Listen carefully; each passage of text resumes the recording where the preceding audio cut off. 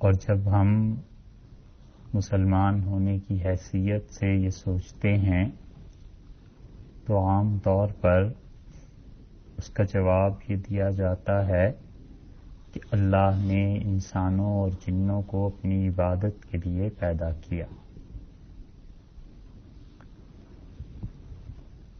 یہ بات قرآن پاک میں اللہ تعالی نے بھی ارشاد فرمائی ہے، اور حقیقت بھی یہی ہے کہ اللہ نے انسانوں کو اپنی عبادت ہی کے لیے پیدا کیا ہے،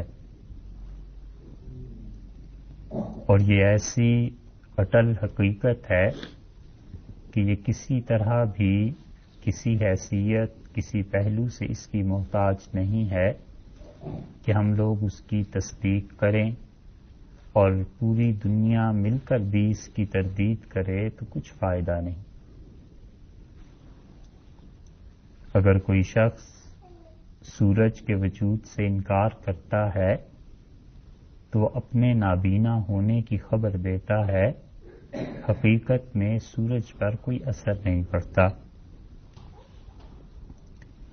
تو اللہ نے جو عبادت کے لیے پیدا کیا، تو عبادت کا مفہوم کیا ہے اور عبادت کی ضد کیا ہے، اگر یہ بات حقیقتاً سمجھ میں آ جائے تو اس زندگی سے زیادہ خدا کی کوئی نعمت نہیں، اور اگر یہ بات سمجھ میں نہ آئے اور انسان زندگی گزار جائے تو اس سے زیادہ خسارے اور نقصان میں جانے والی بھی کوئی مخلوق نہیں۔ حسن بصری رحمۃ اللہ علیہ اپنے دور کے بہت بڑے آدمی تھے، اور اسلام کی ابتدائی تاریخ میں بالکل تابعین رحمۃ اللہ علیہ کے دور میں جن ہستیوں نے بڑے گہرے اثرات امت کی تربیت اور اس کی تعلیم میں مرتب کیے، ان میں حسن بصری رحمۃ اللہ علیہ کا بڑا نمایاں مقام تھا۔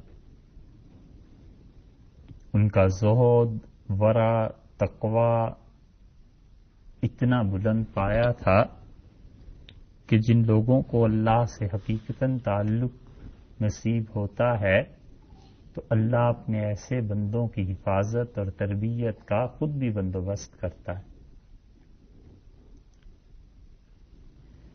بہت سے لوگ آپ کو عملی زندگی میں ایسے ملیں گے، خود ممکن ہے آپ میں سے کسی کے ساتھ یہ بات پیش آئی ہو کہ ایک انسان جب اہتمام یہ کرتا ہے کہ وہ پاک اور حلال کی غذا کھائے گا، تو کسی موقع پہ پہنچ کے کوئی چیز کھانے کے لیے پیش کی گئی اور بندہ کسی وجہ سے اس سے بچ گیا، اور بعد میں خیال آتا ہے، پتہ چلتا ہے کہ یہ چیز جائز اور حلال نہیں تھی، تو پھر شکر ادا کرتا ہے کہ اللہ نے اس موقع پہ مجھے محفوظ رکھا۔ یہ در حقیقت جو اس نے محنت کی تھی اتنے عرصے تک اپنے آپ کو کسی صحیح ڈگر پر رکھنے کی، اب اللہ نے اس کے بعد فضل فرمایا، مہربانی اور رحمت کی، اور اسے غلط چیز سے محفوظ کر دیا۔ اللہ تعالی کی طرف سے تربیت کیوں کی جاتی ہے؟ حسن بصری رحمۃ اللہ علیہ کہتے تھے کہ میں ایک مرتبہ محلے سے گزرا تو ایک بزرگ تھے، وہ نماز پڑھ رہے تھے تہجد کی، اور میں نے سوچا کہ ان کی آواز کتنی کرخت ہے، کتنی آواز بے ہنگم سی ہے، تو پھر میں سوچ کے گزر گیا، گھر گیا، رات کا وقت تھا، سو گیا، تو خواب میں نے دیکھا تو کسی فرشتے کو، یا بعض جگہ لکھا ہے کہ اللہ تعالیٰ کی زیارت ہوئی، اور میں نے کہا کہ حسن کو کس طرح قیامت میں معاف کر دیا جائے، حسن کی مغفرت کیسے ہو جائے گی؟ تو مجھ سے کہا گیا کہ الصلاۃ خلف الحبیب، وہ حبیب اجمی کے پیچھے نماز پڑھو، اللہ معاف کر دیں گے۔ تو کہتے تھے میں جب اٹھا تو میں گیا، پھر ان سے معافی مانگی کہ میں نے آپ کے متعلق ایک غلط بات سوچ لی تھی، اللہ نے خواب میں میری حفاظت فرمائی، تنبیہ فرما دی، تربیت ہو گئی۔ تو جو لوگ اپنی زندگی کو خود درست رکھتے ہیں اور اللہ کے ساتھ تعلق کو جوڑنے کے لیے جد و جہد محنت کرتے ہیں، خدا خود ان لوگوں کی حفاظت بھی کرتا ہے، تعلیم بھی ہو جاتی ہے، تربیت بھی ہو جاتی۔ حسن بصری رحمۃ اللہ علیہ سے ایک آدمی نے پوچھا، وہ ان کا شدید مخالف تھا، اور وہ اتفاق سے گلی میں جا رہے تھے، سامنے سے وہ صاحب آ رہے تھے، تو انہوں نے کہا حضرت بڑے عرصے میں ملاقات ہوئی، آپ سے ایک سوال پوچھنا تھا۔ تو انہوں نے کہا کہو۔ تو اس نے کہا حسن آپ اچھے ہیں، یہ کتا اچھا ہے۔ ایک کتا بھی گزر رہا تھا، تو حسن بصری رحمۃ اللہ علیہ نے اسے بڑی متانت سے جواب دیا، اور اسلام نے یہی سکھایا کہ جب ایسے موقع آ جائیں اور زندگی میں کوئی ایسی صورتحال پیش آ جائے تو بجائے مشتعل ہونے کے اور گالم گلوچ اور ایسی کسی چیز کے، بڑے آرام سے اس صورتحال کو ہینڈل کیا جائے۔ مثلا یہ کہ اللہ تعالیٰ نے فرمایا وَإِذَا مَرُّوا بِاللَّغْوِ مَرُّوا كِرَامًا، اور ہمارے بندے تو وہ ہیں جو فضول اور بیکار چیزوں سے، ان مباحث سے جب گزرتے ہیں، ایسے مقامات سے تو بڑے وقار کے ساتھ گزر جاتے ہیں، اور جب جاہل لوگ ان سے الجھنے کی کوشش کرتے ہیں قالوا سلاما، تو وہ الگ ہو جاتے ہیں، ان سے فضول کی بحث میں نہیں پڑتے۔ تو حسن بصری رحمۃ اللہ علیہ نے اسے کہا کہ اگر اللہ تعالیٰ معاف کر دے تو پھر تو میں اچھا بھائی کہ خدا کے انعامات کا مستحق ٹھہرایا جاؤں گا، اور اگر اللہ معاف نہ کرے تو یہ اچھا ہے، اس لیے کہ کتے سے تو کوئی حساب نہیں ہوگا۔ تو انسان اگر سوچے اور اللہ سے تعلق کو استوار کرنے کی کوشش کرتا رہے تو اس زندگی سے بہتر، اس سے زیادہ خدا کا کوئی انعام نہیں ہے اگر ایمان پر قائم رہے اور موت تک یہی حالت چلتی رہے اور اس پہ دنیا سے گزر جائے۔ اور اگر انسان ان چیزوں کو سوچتا ہی نہیں ہے کہ وہ کیوں دنیا میں بھیجا گیا اور کون سی چیز ہے جو خدا سے دور لے جانے والی ہے، تو پھر اس سے زیادہ خسارے میں جانے والی بھی کوئی مخلوق نہیں ہے، کیونکہ اس نے اپنے لیے صرف اس دنیا کو ہی تباہ و برباد نہیں کیا، بیسیوں ایسے تھے، ہزاروں ایسے تھے جن کی دنیا کو اس نے آگ لگا دی، اور قیامت میں اللہ کے ہاں مجرموں کی طرح یہ پیش کیا جائے۔ اس زندگی کی عمر کی مثال آپ یوں سمجھ لیجئے جیسے کسی انسان کو کسی شہر میں بھیج دیا جائے اور بادشاہ وقت کے اعلان کر دے کہ اس شہر میں جتنی چیزیں ہیں، جتنی یہ سب کی سب ہیرے جواہرات، یہ سب کے سب تمہارے ہی ہیں، اور تم جتنا سمیٹ سکتے ہو سمیٹ لو، البتہ یہ یاد رکھنا کہ کسی وقت بھی اچانک تمہیں منع کر دیا جائے گا اور اس شہر سے نکال لیے جاؤ گے، اس شہر سے تمہیں خارج کر دیا جائے گا۔ تو آپ سوچئے کہ وہ انسان کسی کو اتنا اختیار مل جائے اور وہ شہر بھرا ہوا ہو سونے چاندی جواہرات اور ہر قسم کی چیزوں سے، تو شاید اس انسان کے لیے سونا بھی دشوار ہو جائے کہ جتنا بھی وقت ملتا ہے زیادہ سے زیادہ چیزیں سمیٹ لوں، یہ تو پتہ نہیں ہے کہ بادشاہ کا دوسرا حکم کب آ جائے اور مجھے اس شہر سے نکلنے کا حکم دے دیا جائے۔ بالکل اسی طرح ہمیں جو اللہ نے اس دنیا میں بھیجا ہے تو اس نے کہا ہے میری عبادت کرو، مجھ سے تعلق کو پیدا کرو، البتہ یہ تمہیں خیال رہے کہ ہم نے تمہیں جتنی بھی وقت دیا ہے اس شہر میں، اس دنیا میں، کسی بھی وقت واپس بلائے جا سکتے ہو، کسی بھی وقت کھینچے جا سکتے ہو۔ تو اب آدمی سوچ لے کہ اس محدود وقت میں اس نے اپنی صلاحیتوں کو، اپنی باتوں کو، اپنی اقوال کو، اعمال کو کس ترتیب اور نہج پہ رکھنا ہے، مبادا کہ حکم آ جائے کہ یہاں سے نکلو، اور پھر انسان سوائے اس کے کچھ نہ کہہ سکے کہ خواب تھا جو کچھ کے دیکھا اور جو بھی سنا افسانہ تھا۔ حسرتیں رہ جاتی، اور ایسی حسرتیں رہ جاتی ہیں کہ موت کے وقت اگر کسی طرح ممکن ہو کوئی پوچھے کہ صاحب کوئی تمنا، تو وہ یہی کہے کہ ایک لمحہ مل جائے اور اللہ سے معافی مانگ لوں، ایک منٹ مل جائے اور خدا سے جو کچھ کیا ہے اس کی توبہ کر لوں۔ مگر جب آ جاتی ہے موت اور وقت بھیجنے کا، اللہ کے پاس پہنچنے کا آ جاتا ہے، کسی کو مہلت نہیں ملتی۔ اسی لیے اللہ تعالیٰ نے فرمایا لا یستقدمون ساعۃ، ایک لمحے کے لیے موت جلدی نہیں کرتی اور نہ وہ دیر سے آتی ہے۔ اگر 5:05 پہ مرنا ہے تو نہیں ہو سکتا کہ 6 منٹ ہو جائیں یا 4 منٹ ہو جائیں۔ اور اسی لیے لوگ جب خدا کے حضور میں پہنچیں گے تو وہ کہیں گے کہ اللہ ایک بار پھر عمر دے دے اور ہم چلے جائیں، اور پھر ہم وہ چیزیں نہیں کریں گے جو کر کے آئیں۔ اللہ تعالیٰ نے فرمایا ہم ان سے کہیں گے اولم نعمرکم، کیا ہم نے پہلے زندگی نہیں دی تھی؟ اور پھر صرف زندگی ہی نہیں، یتذکر فیہ من تذکر، جس نے سمجھنا تھا وہ سمجھ کے آیا ہوتا نا وہاں، جاءکم النذیر، ہم نے تو کوئی سنانے کے لیے، ڈر سنانے کے لیے، بتانے کے لیے بھی بھیج دیے تھے کہ ہم نے اتنی کرم نوازیاں جو کی تھیں، اور بعض تو ایسے ہیں جن کے متعلق خدا نے عجیب جملہ فرمایا ہے، اللہ نے کہا وہ لوگ ردو، اور ہمیں معلوم ہے کہ اگر ہم اسے نئی زندگی پھر دے دیں اور اس حشر سے پھر دنیا میں بھیج دیں، لعادوا لما نہوا عنہ، جس چیز سے ہم نے اسے روکا ہے کہ پھر وہی کرتوت کر کے ہمارے پاس آئے. یعنی جو عدم ہے، جس کا ابھی وجود ہی نہیں ہے، اللہ تعالیٰ نے فرمایا اگر ہم بھیج دیں اسے تو پھر یہ یہی حرکتیں کر کے دوبارہ ہمارے پاس آ جائے گا. تو اس کا مطلب یہ ہوا کہ انسان کو اپنے اعمال اور افکار کا جائزہ لیتے رہنا چاہیے، سوچتے رہنا چاہیے کہ کون سی چیز راستے کو قطع کر رہی ہے، کون سی چیز مسافت کو کم کر رہی ہے. خدا کی طرف جانا ہے اور اللہ کی طرف پہنچنے میں راستہ دیکھ لے انسان، اور سرمایہ بھی دیکھ لے کہ میرے پاس کتنا ہے. عمر بن العاص رضی اللہ عنہ نے انتقال سے پہلے اپنے بیٹوں سے کہا، وہ ایک طرف کو چہرہ انہوں نے کر لیا اور روتے رہے. تو ان کے بیٹوں نے کہا کہ کس وجہ سے آپ رو رہے ہیں، کوئی حسرت، کوئی پریشانی؟ انہوں نے کہا 3 دور گزرے ہیں مجھ.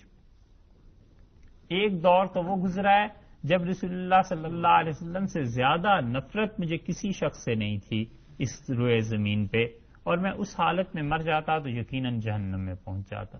اور ایک دور اس کے بعد وہ گزرا ہے کہ ان سے زیادہ محبت بھی کسی سے نہیں تھی، اور تم اگر مجھ سے پوچھو کہ وہ کیسے تھے تو میں تمہیں بتا نہیں سکتا، اس لیے کہ میری عمر بھر میں کبھی ہمت نہیں پڑی کہ ان کا چہرہ مبارک نظر بھر کے دیکھ لیتا. ان کا عزت، ان کا ادب، ان کا احترام اتنا میرے دل میں جاگزیں تھا کہ میں کبھی نظر بھر کے دیکھ نہیں پایا.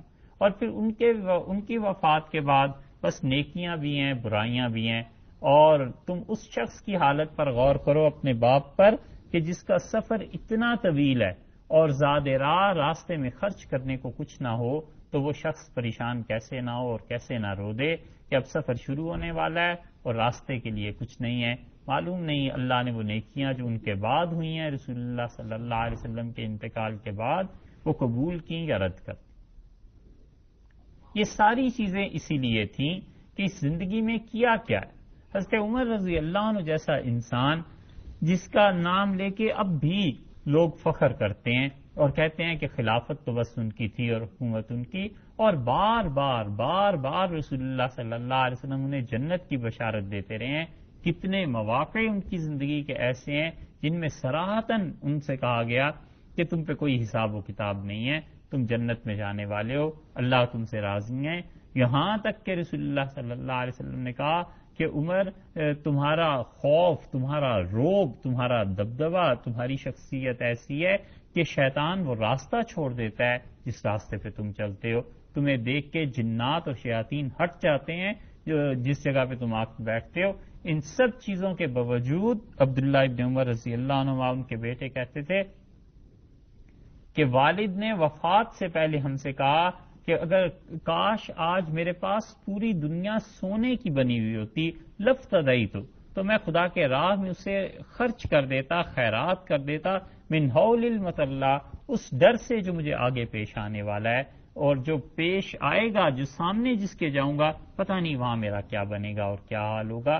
یہ ان لوگوں کا حال تھا جن لوگوں کی زندگیوں کے ماہ و سال اور ایک ایک لمحہ خدا کی اطاعت میں بسر ہوا تھا. تو اللہ کی عبادت کیسے کی جائے اگر انسان کو یہ سمجھ میں آ جائے، اور اس سے بھی زیادہ ضروری ہے کہ اس کی ضد بھی سمجھ میں آ جائے کہ کون سی چیز اس راستے کو طویل کر رہی ہے، کون سے اعمال اس راستے کو قطع کر رہے ہیں، کون سے اعمال اس راستے ان مسافتوں کو، اس سفر کو آسان کر رہے ہیں. پھر بات بنتی. اللہ تعالیٰ نے قرآن پاک میں متعدد جگہ پر یہ بات ارشاد فرمائی اور وہ اعمال بتائے ہیں کہ تم زندگی میں کیا کرو جس کی وجہ سے تم خدا کی طرف چل سکو، اور کون سی چیزیں ہیں جن سے تم رک جاؤ اور وہ وگرنہ تمہاری مسافتوں کو بڑھا دیں گی، ظلمتیں چھا جائیں گی، تاریکی بڑھ جائے گی، روشنی کم ہو جائے گی. اللہ نے بار بار ان چیزوں کا ذکر کیا ہے. اور کم سمجھی کی وجہ سے، کم فہمی کی وجہ سے انسان یہ سمجھتا ہے کبھی کبھی، اور خاص طور پہ مسلمان یہ سمجھتا ہے کہ بس نماز پڑھ لی، روزے رمضان آ رہا ہے آگے کو، روزے رکھ لیے، خدا نے توفیق دی تو حج کر لیا، بس یہ کافی ہے۔ اور حج کر لیا جب خاص طور پہ، پھر تو دماغ میں کبھی کبھی علیاذ باللہ ایسی بات بیٹھ جاتی ہے کہ اب تو ہم جو مرضی کرتے رہیں، حج کرائے ہیں لہذا ساری چیزیں معاف ہو گئی ہیں۔ بات ایسی نہیں ہے۔ اللہ نے پوری زندگی کے لیے ایک پروگرام دیا ہے، پوری زندگی کے اصول سکھائے ہیں اور بتایا ہے کہ موت تک، آخری لمحے تک کیا چیز ہے جو خدا کا قرب دے گی اور کیا چیز ہے جو خدا سے دور کرنے والی۔ قرآن پاک میں ایک جگہ آیا ہے، اللہ تعالیٰ نے فرمایا ہے کہ تمہیں پتہ ہے وہ جو پہاڑ عبور کرنا ہے، تمہیں جس گھاٹی کو تم نے کراس کرنا ہے وہ کتنی مشکل ہے، وَمَا أَدْرَاكَ مَا الْعَقَبَةُ، اور تمہیں کیا معلوم کہ وہ گھاٹی کتنی مشقت سے طے ہوتی ہے۔ اور پھر کہا ہے وہ قیامت کے دن جو پہاڑ عبور کرنا ہے، یعنی جو تم نے اپنے اعمال تمہارے سامنے آئیں گے اور تم نے صحیح راستے پہ اگر چلے ہو تو وہ ٹھیک ہوگی۔ وہ صحیح راستہ کیا ہے؟ اللہ تعالیٰ نے فرمایا فَكُّ رَقَبَةٍ، وہ گردنوں کا آزاد کرنا ہے، یہ نیکی اس دن تمہیں کام آئے گی۔ گردنوں کے آزاد کرنے کا مطلب یہ ہے کہ دنیا میں کوئی شخص غلامی میں تھا اور اس کی غلامی ختم ہو گئی، اب تو وہ چیز نہیں رہی۔ اس کا دوسرا مفہوم یہ ہے کوئی شخص قید میں تھا جرمانے کی وجہ سے، مفسرین کہتے ہیں کہ اس کے قید کے جرمانے کو آپ نے ادا کر دیا ہے، یہ ہے جو قیامت کے دن کام آنے والی چیز ہے۔ ایک آدمی کو پولیس پکڑ کے لے گئی، حق پہ ہے یا ناحق پہ، اور اس نے 2000 روپے جمع کرانے ہیں، پھر اسے آزادی مل جائے گی۔ لوگ اس کی طرف توجہ بھی نہیں دیتے کہ یہ کیا ہے، وہ 2000 اس کے کوئی دے دے جا کے اور اسے آزادی مل جائے، معاشرے میں وہ واپس آ جائے۔ اچھا ہے برا ہے وہ ایک الگ بات ہے، مگر یہ کہ اس انسان کے لیے ایک راحت کی صورت پیدا کرنا، اللہ نے کہا ہے فَكُّ رَقَبَةٍ، یہ ہے گردنیں چھڑانا، آزاد کرنا لوگوں کو، یہ قیامت کے دن ہمارے ہاں کام آئے۔ انسانوں کے ساتھ نیکی کرنا اور انسانیت کا ادب، انسانیت کا احترام، یہ بہت بڑی چیز ہے جو لوگوں کے بہت سے اعمال، نفلی اعمال سے کہیں زیادہ وزنی ہے خدا کے یہاں۔ انسانیت کا احترام اور ادب ایسی چیز ہے۔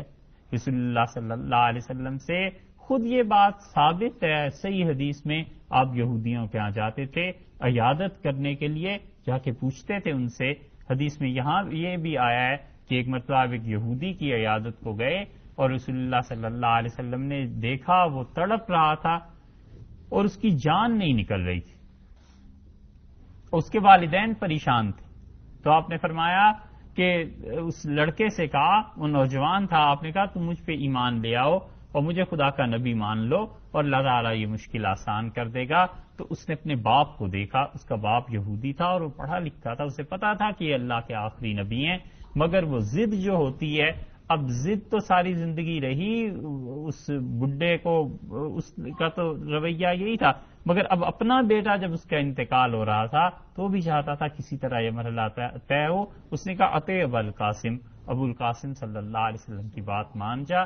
تو اس نے کلمہ پڑھا اور پھر اس کی جب جان نکل گئی تو رسول اللہ صلی اللہ علیہ وسلم نے فرمایا اپنے بھائی کی تجہیز و تکفین کا بندوبست کرو۔ کتنے مسلمان اس زمانے میں ایسے ہیں جو کسی یہودی کی بیماری میں جا کے اسپتال پوچھ لیں کہ تمہارا کیا حال ہے، کسی عیسائی سے پوچھ لیں کہ تمہارا کیا حال ہے۔ یہ وہ چیزیں ہیں جو قیامت میں کام آنے والی۔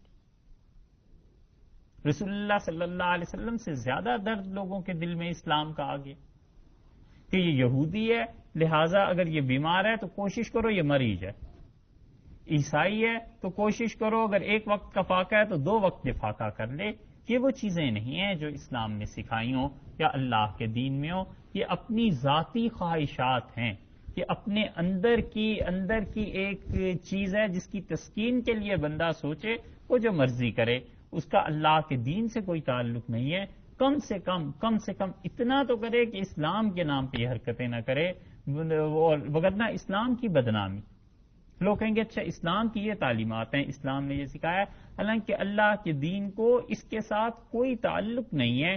خدا کا دین ان چیزوں میں کچھ نہیں۔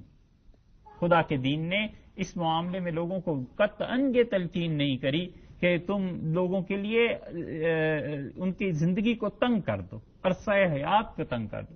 رسول اللہ صلی اللہ علیہ وسلم نے فرمایا دین یسرن، یہ میرا دین جسے لے کے آیا ہوں بڑا ہی آسان ہے. اور آپ نے فرمایا دیکھو کبھی اس دین کے معاملے میں سختی نہ کرنا، وگرنہ اللہ تم پر سختی کرے گا. اور پھر آپ نے فرمایا یہ یہودیوں کی اجڑی ہوئی عبادت گاہیں اور یہ عیسائیوں کے گرجے جو اجڑ گئے ہیں کوئی ان میں نہیں آتا، یہ وہ لوگ ہیں جنہوں نے اپنے اوپر سختی کی تھی پھر خدا نے ان کے ساتھ سختی. یہ سب چیزیں شریعت نے بتائی کہ دوسروں کے ساتھ صحیح رویہ. اللہ نے کہا فک رقبۃ، اور گردنوں کا آزاد کرنا. اس کی تیسری تفسیر مفسرین نے کی ہے، وہ کہتے ہیں کسی کو قرض سے نجات دے دی جائے. کوئی شخص قرض میں مبتلا ہو گیا ہے، اس کو قرض سے نجات دے دی جائے. ایک شخص آتا ہے اپنے قرض کا تقاضا کرتا ہے، اس کا حق بنتا ہے اس کی بات سنی جائے. وہ اگر کچھ ذرا سی بڑھا کے بھی بات کرتا ہے تو اس کا تو حق بنتا ہے، اس کے سامنے کچھ نہیں کہا جا سکتا. رسول اللہ صلی اللہ علیہ وسلم کے پاس ایک یہودی آیا اور اس نے کہا کہ میرا قرض تم نے دینا ہے، ادا کیجئے اسے. صحیح مسلم میں آتا ہے رسول اللہ صلی اللہ علیہ وسلم میرے پاس نہیں ہے، میں نہیں دے سکتا تمہیں، اس وقت تو ہے ہی کچھ نہیں. اس نے کہا نہیں وہ تو قرض تم واپس کرو. آپ نے فرمایا میرے پاس کچھ نہیں. اس نے کہا میں تمہاری جان نہیں چھوڑوں گا. تو رسول اللہ صلی اللہ علیہ وسلم پھر میں تمہارے ہی پاس بیٹھ جاتا ہوں. اور صحابہ رضی اللہ عنہ کہتے ہیں کہ وہ آیا تھا ظہر میں، رسول اللہ صلی اللہ علیہ وسلم نے ظہر پڑھی پھر اس کے پاس بیٹھ گئے، پھر عصر اس کے پاس پڑھی، پھر مغرب پڑھی. درمیان میں ہمیں جہاں موقع ملا رسول اللہ صلی اللہ علیہ وسلم ادھر ادھر کسی ضرورت سے تشریف لے گئے تو ہم نے اسے ڈرایا. تو حضرت صلی اللہ علیہ وسلم جب تشریف لائے تو آپ نے اس یہودی کو دیکھا اور اندازہ ہوا کہ اسے کسی نے کوئی دھمکی دی ہے، ڈرا دیا ہے. تو آپ نے ہم سب کو کہا کہ دیکھو ان لصاحب الحق مقالن، جس کا حق بنتا ہونا اگر وہ کچھ اونچی نیچی بات بھی کرتا ہے تو اسے برداشت کرنا چاہیے، تحمل کرنا چاہیے. ساری رات گزر گئی، اگلا دن آ گیا اور رسول اللہ صلی اللہ علیہ وسلم اس یہودی کے پاس ہی بیٹھے رہے. صحابہ رضی اللہ عنہ کہتے ہیں ہمیں پریشانی تھی، کسی کے پاس کوئی چیز تھی نہیں جو پیش کر سکے اس یہودی کا قرضہ اتر جائے. اور جب آدھا دن گزرا تو اس نے کہا اللہ کے رسول واقعی آپ رسول ہیں، میں تو اس لیے آیا تھا کہ امتحان کر لوں آپ کا کہ آپ واقعی خدا کے رسول ہیں، اتنے متحمل مزاج ہیں آپ. اور اس نے کہا آدھی دولت میری یہ اسلام کے لیے آپ خرچ کر لیجئے، آدھی میں اپنی ذات کے لیے بچا کے رکھتا ہوں. رسول اللہ صلی اللہ علیہ وسلم کے اخلاق غیر مسلموں کے ساتھ یہی تھے.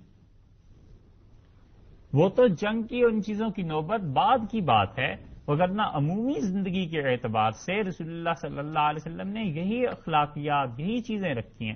اللہ تعالیٰ نے اس کو اتنی اہمیت دی ہے کہ صحیح بخاری میں آیا ہے اب رسول اللہ صلی اللہ علیہ وسلم نے فرمایا قیامت کے دن اللہ تعالیٰ ایک آدمی سے پوچھیں گے کہ میں دنیا میں جب تم تھے زندگی میں تو میں بیمار ہو گیا تھا، تم میری عیادت کو نہیں آئے، اور مجھے بھوک لگ گئی تھی تم نے مجھے کھانا نہیں کھلایا، اور مجھے پیاس تھی پھر تم نے پانی نہیں پلایا. تو آدمی حیرت سے اللہ تعالیٰ سے عرض کرے گا کہ خدایا تو ان سب چیزوں سے پاک ہے. تو اللہ تعالیٰ اس کو کہیں گے میرا فلاں بندہ بیمار تھا نا، اگر تو اس کی عیادت کو چلا جاتا تو وجدتنی عندہ، تو مجھے اسی کے پاس پا لیتا، میں اسی کے پاس. اور میرا فلاں بندہ بھوکا تھا اور تم اس کے پاس چلے جاتے تو میں تمہیں اسی کے پاس مل جاتا. اور فلاں آدمی پیاسا تھا تم اس کے پاس چلے جاتے تو میں وہیں تھا. یہاں تک کہ ابن ماجہ کی روایت میں آیا ہے رسول اللہ صلی اللہ علیہ وسلم نے فرمایا جس بستی میں کوئی شخص بھوکا سو جائے، اسے بھوک لگی بھی ہو اور بھوکا سو جائے، آپ نے فرمایا 40 دن کے لیے خدا اس بستی کے امن کی ضمانت نہیں دیتا. خدا اس سے اپنے امان کو اٹھا لیتا ہے کہ یہ بستی اب رہے یا تباہ و برباد ہو. انسانوں کی بھوک اتنی شدید چیز ہے، اتنی بڑی چیز ہے. یہی حال ہم اشارتاً آپ سے بات عرض کریں، موقع نہیں تفصیل کا، یہی حال بھوک کا انسانی ضروریات کا زندگی کے باقی شعبوں میں بھی. رسول اللہ صلی اللہ علیہ وسلم نے فرمایا تم میں سے اگر کوئی اپنے بھائی کی سفارش کر سکے جائز اور صحیح کام میں صحیح سفارش ہو تو آپ نے فرمایا اسے کرنی چاہیے. اور سب سے اچھی سفارش اگر تم کسی کی کر سکتے ہو تو لوگوں کے نکاح کی سفارش. کتنے لوگ ایسے ہیں جنہیں یہ فکر ہو کہ فلاں کی شادی نہیں ہوئی، فلاں کا نکاح نہیں ہوا، ہمیں کوشش کرنی چاہیے کسی سے کہہ سن کے اس کی شادی ہو جائے، اس کا نکاح ہو جائے. یہ سفارش کا باب بالکل بند ہے، اس لیے کہ اس میں عام انسانوں کا نفع.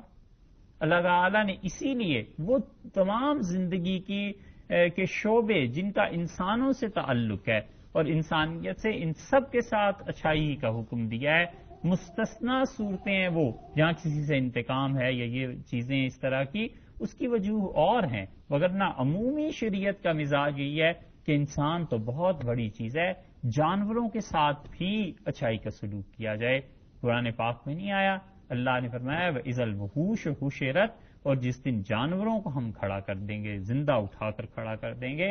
اور حدیث میں آیا ہے اللہ تعالیٰ فرمائیں گے کہ یہ عدل کا دن ہے، اور 2 بکریوں کو خدا اپنے سامنے بلا لے گا اور اسے کہے گا تم نے اسے سینگ مارا تھا جبکہ تمہارا کوئی حق نہیں بنتا تھا، اور دوسری بکری سے کہا جائے گا کہ آج کے دن ہم تمہیں سینگ دے دیتے ہیں، تم اسے ایک سینگ مارو، اور وہ جب مار لے گی تو حکم ہوگا کونا ترابن، تم مٹی میں مل جاؤ، اور وہ چیزیں مٹی میں مل جائیں گی۔ جہاں بکریوں میں اور جانوروں تک میں عدل ہوگا، وہاں انسان کو ایسے ہی چھوڑ دیں گے کہ تم نے اس کو کیوں تھپڑ مارا تھا، کوئی نہیں پوچھے گا کہ تم نے اس کی عزت کو کیسے جائز قرار دے دیا تھا۔ نبی کریم صلی اللہ علیہ وسلم حجت الوداع میں تشریف لائے تھے۔ آپ اگر ہماری باتوں کی کوئی سختی اور ایسی چیز محسوس کرتے ہو، ہم اس کے لیے معذرت خواہ ہیں، مگر یہ اس لیے عرض کرتے ہیں کہ مسلمانوں کا یہاں رویہ غیر مسلموں کے ساتھ کیا ہے اور حقیقتاً کیا ہونا چاہیے۔ اتنا بچنے والے سود سے ابھی بھی اس معاشرے میں مل جائیں گے۔ رسول اللہ صلی اللہ علیہ وسلم حجت الوداع میں جب تشریف لائے تو آپ نے سود کو ختم کرنے کا اعلان فرما دیا کہ سود نہیں ہے، اور اس پہ متعدد باتیں ارشاد فرما دی۔ اور ایک صحابی رضی اللہ عنہ کہتے ہیں میں نے رسول اللہ صلی اللہ علیہ وسلم سے عرض کیا کہ اللہ کے رسول سود کیا چیز ہے؟ تو رسول اللہ صلی اللہ علیہ وسلم نے فرمایا میں تمہیں اس سے بھی بڑا گناہ بتاؤں، سود سے بھی بڑا گناہ؟ اور آپ نے فرمایا انما الحرج، اصل نقصان، اصل گناہ اور اصل خرابی تو یہ ہے کہ تم اپنے مسلمان بھائی کی عزت کو اپنے لیے جائز سمجھنے لگو اور جیسے چاہو اس کی توہین کرتے پھر۔ ایک صحابی رضی اللہ عنہ نے اسی حج میں آ کے عرض کیا کہ اللہ کے رسول میں نے احرام پہلے کھول دیا ہے، قربانی بعد میں کیا؟ آپ نے فرمایا لا حرج، کوئی حرج نہیں ہے، ٹھیک ہے تمہارا حج ہو گیا، اور تمہیں بتاؤں کوئی گناہ نہیں ہے تم پہ، اور تمہیں بتاؤں گناہ کی چیز کیا ہے؟ اور آپ نے فرمایا گناہ کی چیز یہ ہے کہ تیرا مسلمان بھائی تیری زبان میں آ جائے، مطلب یہ کہ تم اس پہ بہتان لگاؤ، الزام لگاؤ، کچھ کرو، یہ اصل گناہ کی چیز ہے، اس سے بچو۔ وہ چیز ہے جو اللہ نے کہی ہے فک رقبۃ، لوگوں کی گردنوں کو آزاد کرنا، کوئی قرض کے بوجھ میں پھنس گیا ہے اس کو ہٹانا، اس کی کوشش کرنا۔ پھر اللہ نے کہا اطعام فی یوم ذی مسغبہ، اور کھانا کھلانا سختی کے دن، لوگوں کی دعوت کرنا، لوگوں کو کھانا کھلانا، کسی کو پوچھنا، یہ چیز ہے جو تمہیں قیامت کے دن اللہ کے ہاں کام آئے گی۔ اللہ نے فرمایا مسکینن ذا یتیمن ذا مقربۃ ذا مقربۃ او مسکینن ذا متربہ، وہ یتیم جو تمہارے اپنے قبیلے اور کنبے سے تعلق رکھتا ہے اس کی پرورش کرو۔ کتنے ہی بچے ایسے ہیں جن کے سر پہ کوئی نگران نہیں رہا، کوئی حال پوچھنے والا نہیں رہا، اور معاشرے میں غلط رجحانات میں پڑھ کے وہ کہیں سے کہیں نکل گئے۔ اس وقت کوئی ایسا نہیں تھا جسے خیال آتا کہ اللہ کے ہاں اس پہ بڑا اجر ملے گا، اس بچے کو مجھے دیکھ لینا چاہیے، اس بچے کی تربیت ہو جائے۔ قرآن میں اسی لیے وراثت کے احکامات جہاں آئے ہیں، اللہ تعالیٰ نے ایک ایسا جملہ کہا ہے کہ اگر دل کے کان کھلے ہوئے ہوں تو اس جملے کے بعد کوئی شخص وراثت میں گڑبڑ کر نہیں سکتا۔ اللہ نے فرمایا ہے کہ تم اگر وراثت کسی کی غلط تقسیم کرو گے، کسی کا مال ہڑپ کرو گے، تو ڈرنا چاہیے اس سے کہ کل کو تم مر جاؤ اور تمہارے چھوٹے چھوٹے بچے رہ جائیں تو پھر کیا ہو؟ اس وقت تمہارا مال اگر کوئی ہڑپ کر لے تو پھر تمہارے بچوں کا کیا بنے گا؟ اللہ نے کہا ڈرنا چاہیے اس بات سے۔ یہ ایسی ہی چیز ہے کہ انسان دوسرے، اللہ نے کہا تمہارے اپنے قبیلے کنبے میں، قریبی عزیزوں میں کوئی یتیم بچہ ہو، اس کی پرورش ہے، اس کی تربیت ہے، اس کے ساتھ اچھائی کے ساتھ پیش آنا ہے۔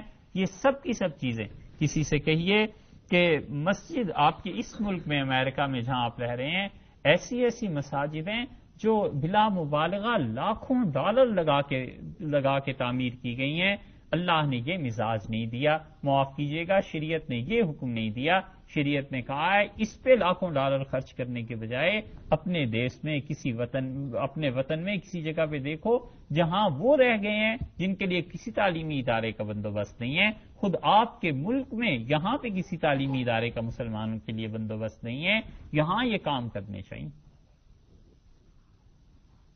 رسول اللہ صلی اللہ علیہ وسلم نے مسجد نبوی کو کب پختہ تعمیر کروا دیا تھا؟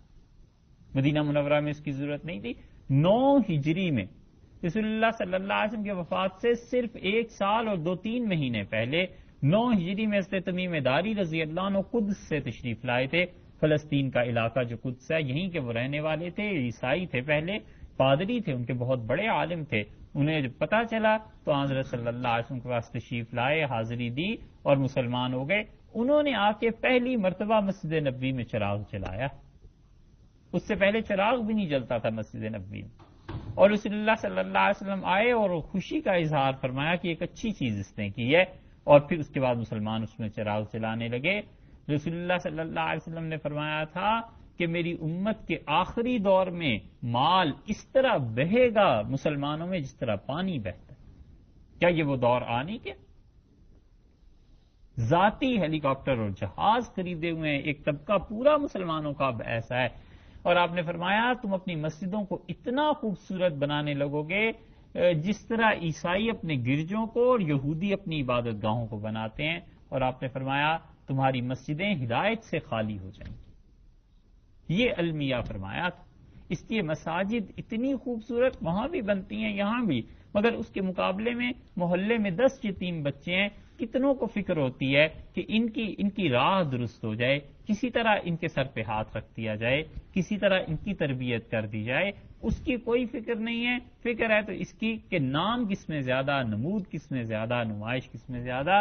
اور اگر اچھی نیت ہو، چلیے کسی سے کیا کسی کی نیت پہ بحث کرنی، اچھی نیت ہو تو بھی خدا تعالیٰ کیا اگر پوچھ دیا جائے کہ یہ جو تم کرتے رہے ہو یہ ساری چیزیں غیر ضروری تھیں اور جو ضروری کام تھے وہ تم نے چھوڑ دیے تھے، فرض نماز چھوڑ کے نفل پڑھتے رہے ہو، اس کا کیا جواب دے؟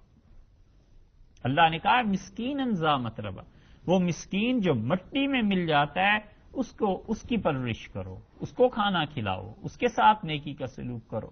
اتنا صدقہ خیرات بکرے. اور رسول اللہ صلی اللہ علیہ وسلم نے فرمایا تم میں سے جو شخص کسی کو لباس پہنا دے، ایک جوڑا کپڑا ہی ہے نا، فرمایا وہ دے دے، اور اس کے جسم پر جب تک اس کپڑے کا کوئی حصہ، کوئی چیتڑا، کوئی ٹکڑا اس کے جسم پر رہے گا اللہ اس کے عوض میں تمہاری حفاظت کرتا ہے. رسول اللہ صلی اللہ علیہ وسلم نے کپڑے پہنانے کا حکم دیا ہے. حدیث میں آتا ہے ناراضگی کا اظہار فرمایا. حضرت خالد رضی اللہ عنہ کہتے ہیں ہم غزوہ تبوک سے واپس آ رہے تھے اور ایک لاش تھی کسی کی. رسول اللہ صلی اللہ علیہ وسلم نے ناراضگی کا اظہار کیا کہ اسے دفن کیوں نہیں کیا گیا. کافر کی لاش تھی لیکن حکم ہوا کہ اسے دفن کرو. انسانیت کی بات. شریعت کے بالکل ابتدائی دور میں جنازے کے متعلق یہ تھا کہ جنازہ دیکھ کر کھڑے ہو جاتے تھے لوگ، اور اب بھی اگرچہ فقہا کا اس میں اختلاف ہے کہ اب یہ حکم باقی رہا ہے یا نہیں رہا کہ جنازے کو دیکھ کے اس کی تعظیم احترام میں کھڑا ہونا چاہیے یا نہیں. کوئی رک جاتا ہے. اب بھی محتاط حضرات یہی کہتے ہیں کہ اگر کوئی جنازے کے ادب احترام میں اس زمانے میں بھی رکے کھڑا ہو جائے تو اسے نہیں روکنا چاہیے کہ کچھ نہ کچھ شرم حیا دین کی بات باقی رہے. صحابہ رضی اللہ عنہ کہتے ہیں ہم بیٹھے رہے اور مسند احمد میں یہ حدیث آئی ہے کہ ایک عورت کا جنازہ تھا، یہودی عورت کا گزرا، تو رسول اللہ صلی اللہ علیہ وسلم اس جنازے کو دیکھ کے کھڑے ہو گئے. تو ہم نے کہا اللہ کے رسول یہ تو یہودی عورت کا جنازہ ہے. آپ نے فرمایا یہ جان تھی یا نہیں تھی، زندگی تھی یا نہیں تھی. یہ غیر مسلموں کے ساتھ یہ رویہ ہے رسول اللہ صلی اللہ علیہ وسلم کا کہ ان کا بھی ادب، ان کا بھی احترام، ان کے ساتھ ارتباط اور تعلق اس نوعیت کا تو نہ ہو کہ انسان شرک اور کفر میں چلا جائے. علیاذ باللہ اگر وہ کبائر میں مرتکب ہیں تو انسان بھی کبیرہ گناہ کرنے لگے. یہ بھی ایک حرام کام ہے. یہ ایک طرف کا عروج ہے، لیکن دوسری طرف ایسے بھی نہ ہو کہ وہ چونکہ اسلام کے ساتھ اس کا تعلق نہیں لہٰذا وہ اس قابل ہی نہیں ہے کہ زمین پہ اسے رہنے دیا جائے اور اس کے لیے سارے ہدایت کے راستے بند کر دیں. یہ قطعاً نہیں کرنا چاہیے. مسلمان تو ایسا ہونا چاہیے کہ اسے دیکھ کر توجہ ہو اور دیکھ کر احساس ہو کہ اچھا اللہ کے اچھے بندے ایسے ہوتے ہیں، اللہ کے نیک بندے ایسے ہوتے ہیں۔ امام ابو حنیفہ رحمۃ اللہ علیہ تابعین میں سے تھے، اور ان کے شاگرد کہتے ہیں کہ امام ابو حنیفہ رحمۃ اللہ علیہ کے ہاں یہی تھا کہ وہ مغرب سے عشاء تک سو جاتے تھے۔ عشاء کی نماز چونکہ دیر سے ویسے بھی پڑھنے کا حکم ہے، بہتر وقت عشاء کا دیر سے ہے، تو وہ مغرب سے عشاء تک سو جاتے تھے، اور عشاء سے لے کے فجر تک وہ خدا کی عبادت کرتے تھے، پڑھتے تھے، جو بھی کرتے تھے اللہ کے قرب کے اعمال تھے۔ اور ان کا ایک ہمسایہ تھا اور وہ بیٹھ کے سرنگی بجاتا رہتا تھا، اور کئی مرتبہ اس نے ایک شعر پڑھا، اس نے کہا اغاؤ و ای الفتى اغاؤ، لوگوں نے ضائع کیا اور کیسا نوجوان ضائع کر دیا، مجھ جیسا جو جنگ کے دنوں میں دشمن کی سرحد پہ سب سے پہلے جا کے کھڑا ہوتا، لوگوں نے مجھ جیسا آدمی ضائع کر دیا۔ اور ایک دن امام صاحب رحمۃ اللہ علیہ نے ان کے سوانے میں بہت لوگوں نے لکھا ہے یہ کہ ایسے اخلاق کے تھے کہ ایک دن آواز نہیں سنی، تو انہوں نے اگلے دن پوچھا کہ بھئی وہ جو لڑکا یہاں سرنگی بجاتا تھا، جو چیزیں تھیں وہ کہاں گیا؟ معلوم ہوا کہ رات اس نے سرنگی کے ساتھ ساتھ شراب بھی پی لی اور پکڑ کے جیل میں اسے بند کر دیا گیا ہے، تھانے میں اسے بٹھا دیا گیا ہے۔ امام ابو حنیفہ رحمۃ اللہ علیہ خود چلے گئے۔ آپ سوچئے آج کے دور ہوتا تو کیا ہوتا، متقی سے متقی اور پرہیزگار سے پرہیزگار بھی شاید کہتا کہ کیا مصیبت ہے، رات کو نماز پڑھنی ہوتی ہے اور یہ کیا حرکتیں ہوتی ہیں۔ امام صاحب رحمۃ اللہ علیہ گئے اور وہ صاحب کہتے ہیں میرے لیے سفارش کی، مجھے چھڑا کر لائے اور کچھ مجھ سے نہیں کہا، اپنے محلے میں لے کے آئے بڑی عزت احترام سے، اور جب اپنے گھر میں داخل ہونے لگا تو ہنس پڑے اور صرف ایک بات مجھ سے کہی، فرمایا لوگوں نے ضائع کیا تھا، ہم نے تو ضائع نہیں کیا۔ یعنی وہ شعر جو تم پڑھتے تھے کئی بار کہ اغاؤ لوگوں نے ضائع کر دیا اس نوجوان کو، تو ہنسے اور صرف اتنا مجھ سے کہا، فرمایا کہ ہم نے تو ضائع نہیں کیا۔ ان صاحب نے سارے کام چھوڑ کے پڑھنا شروع کیا، اور ہوتے ہوتے وہ اس درجے پہ پہنچ گئے کہ امام ابو حنیفہ رحمۃ اللہ علیہ اپنے بعض فتوے جو دیتے تھے کہتے تھے تم بھی اپنی رائے دو، تمہاری اس بارے میں کیا رائے ہے۔ یہ اس ایک شخص کی قدردانی تھی کہ ایک شخص جہنم کی راہ پر چل رہا تھا، اسے اس نالی سے نکالا ہے، اس ہیرے کو صاف کیا ہے اور اسے جنت کی راہ پر چلایا، اور اتنے بڑے درجے تک پہنچا دیا کہ خود اس سے پوچھتے تھے کہ میرا فتویٰ یہ ہے، البتہ تمہارے پاس کچھ دلائل ہوں تو تم ہم سے بحث کر لو، بات کرو۔ انسانوں کے لیے یہ طریقے نہیں ہیں کہ انہیں جہنم کے راستوں پہ چھوڑ دیا جائے اور پھر اس کے بعد اور دھکا دیا جائے کہ چلے جاؤ۔ انسانوں کے ساتھ تو یہ ہے کہ انہیں اچھائی کا راستہ بتایا جائے، ان کی مدد کی جائے، اور گناہ کے راستے ان کے لیے روکے جائیں، کم کیے جائیں۔ عبداللہ ابن مسعود رضی اللہ عنہ سے کہا کہ ابن مسعود آپ کے پاس اگر کوئی شخص شراب پی کے آ جائے تو ابن مسعود آپ کیا کریں گے؟ انہوں نے کہا تمہارا کیا خیال ہے میں کیا کروں گا؟ اس نے کہا حضرت اسے قضاء میں لے جائیں اور اس پہ حد جاری ہونی چاہیے اگر کوئی ایسا شخص آ جائے۔ یہ بھی ایک مزاج ہے مسلمانوں میں، اب تو بہت آ گیا کہ اسلام بس شروع ہی یہاں سے ہو کہ ہاتھ اس کا کاٹ دینا چاہیے، چاہے معیشت کا کوئی موقع پورے معاشرے میں نہ ہو اور بے روزگاری بری طرح پھیلی ہوئی ہو، پھر بھی اگر کوئی ضرورت کی وجہ سے مضطر ہو کے بھی چوری کر گیا تھا تو اس کا ہاتھ پہلے کاٹ دو۔ یہ اسلام یہاں سے شروع۔ حاطب بن ابی بلتع رضی اللہ عنہ بدری صحابی تھے، کوئی معمولی سے آدمی تھے۔ رسول اللہ صلی اللہ علیہ وسلم نے ان کی اتنی بڑی بات کے متعلق درگزر فرما دیا تھا کہ جب فتح مکہ کو جا رہے تھے تو نبی کریم صلی اللہ علیہ وسلم نے فرمایا اللہ ہماری اس نقل و حرکت کو کی خبر کسی کو نہ ہونے دے، یہاں تک کہ مکہ والوں کو ہم اچانک جا کے پکڑ لیں، خدایا اس کی حرکت، اس نقل و حرکت کی خبر کسی کو نہ ہو۔ اللہ نے ان کی دعا قبول فرمائی اور وہی آئی، اطلاع آئی، فرشتے نے آ کے کہا کہ حاطب رضی اللہ عنہ نے ایک خط لکھ دیا ہے مکہ والوں کو۔ تو رسول اللہ صلی اللہ علیہ وسلم نے حضرت علی اور حضرت مقداد رضی اللہ عنہما کو بھیجا اور فرمایا جاؤ، اور اسے وہ ایک عورت خط لے کے جا رہی ہے اور مجھے وحی کے ذریعے اطلاع ملی ہے اور اس عورت سے وہ خط لے کے آؤ۔ یہ دونوں گئے، اس عورت نے انکار کر دیا، اس کا نہیں میرے پاس تو کوئی خط نہیں ہے۔ انہوں نے اسے دھمکی دی کہ رسول اللہ صلی اللہ علیہ وسلم تو کبھی بھی جھوٹ نہیں بول سکتے، یقیناً تمہارے پاس خط ہے۔ اس نے جب انہوں نے ڈرایا اسے تو اس سے خط نکال کے دے دیا، یہ لے کے آ گئے۔ اور حضرت عمر رضی اللہ عنہ کہتے ہیں میرے سامنے وہ خط پڑھا گیا تو میرا تو خون کھول گیا۔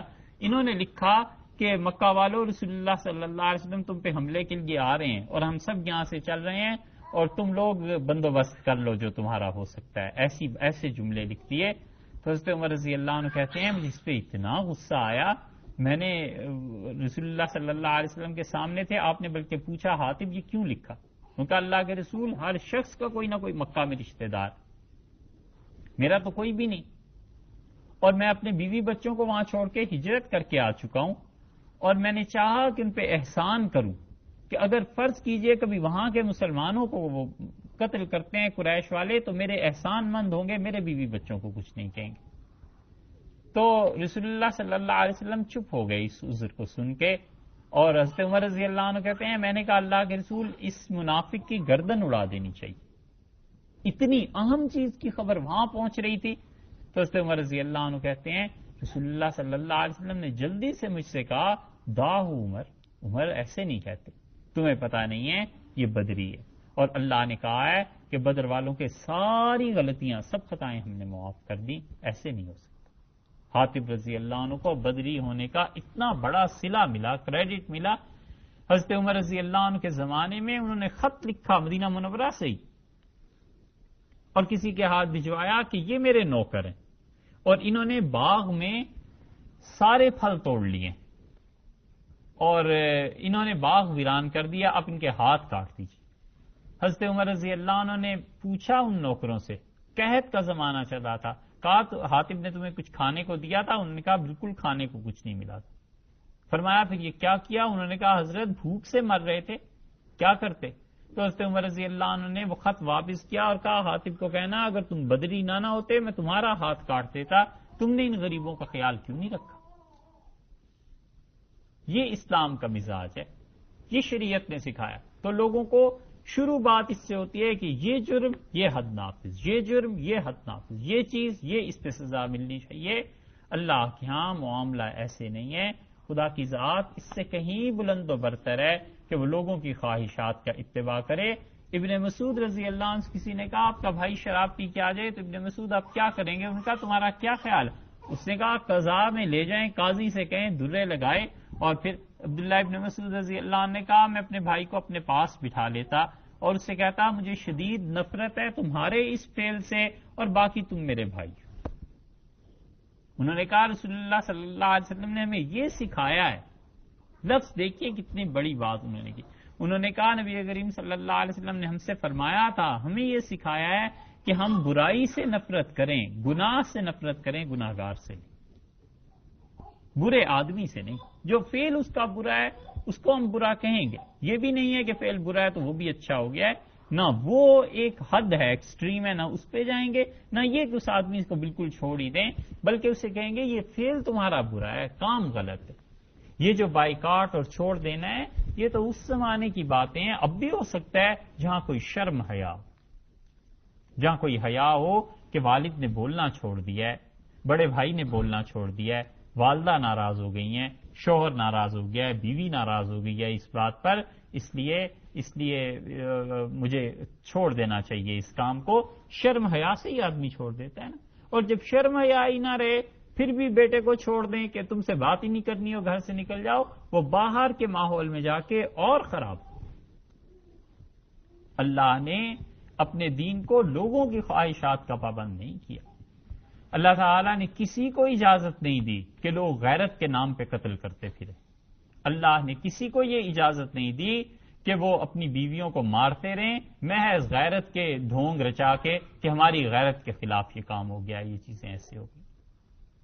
ہم اس لیے بار بار آپ سے عرض کر رہے ہیں آپ لوگوں سے ملیں، جا کے سمجھائیں لوگوں کو اور بتائیں یہ شریعت کا مزاج نہیں ہے. پوری ذمہ داری سے یہ بات آپ سے عرض کرتے ہیں شریعت نے کسی کو یہ اجازت نہیں دی ہے کہ غیرت کے نام پہ عورتوں کے قتل کرتے رہیں اور عورتوں پہ دست درازیاں کریں اور پھر روب مرد ہے. لا حول ولا قوت الا باللہ. رسول اللہ صلی اللہ علیہ وسلم نے فرمایا جو شخص عصبیت سے کام لے، اپنے کنبے، اپنے قبیلے، اپنے باپ دادا کا نام لے کر تم پہ ظلم کرے تو آپ نے فرمایا لا تکنو، اشارے کنائے سے کام نہ لینا. جس چیز پہ فخر کرتا ہے اس فخر کے لیے گالی دو منہ بھر کے، اس لیے کہ اللہ نے تو یہ چیزیں نہیں رکھی. یہ عصبیت ہے، یہ تعصب ہے. پوری ذمہ داری سے عرض کرتے ہیں کہ سورہ نور اللہ نے نازل فرمائی. یہ انسانوں کے حقوق ہیں. خدا کیا جواب دینا ہے بھائی، یہ زندگی ایسے ہی نہیں ہے. انسانوں کے حقوق ہیں. سورہ نور اللہ نے نازل کی، اور جب یہ آیات نازل ہوئی ہیں کہ کوئی مرد یا عورت ایسی کوئی حرکت کرے، اس پہ 4 گواہ ہونے چاہیے. تو حضرت سعد رضی اللہ عنہ نے عرض کیا اللہ کے رسول، 4 گواہ کوئی بیوی اپنی کو دیکھے کسی غیر کے ساتھ تو خدا کی قسم میں تو اس آدمی کو قتل کر دوں.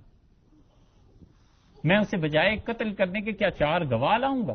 تو رسول اللہ صلی اللہ علیہ وسلم نے سعد تم میں جتنی غیرت ہے اللہ اس سے کہیں زیادہ غیور. اور سعد رضی اللہ عنہ کہتے ہیں میری سمجھ میں بات آتی نہیں.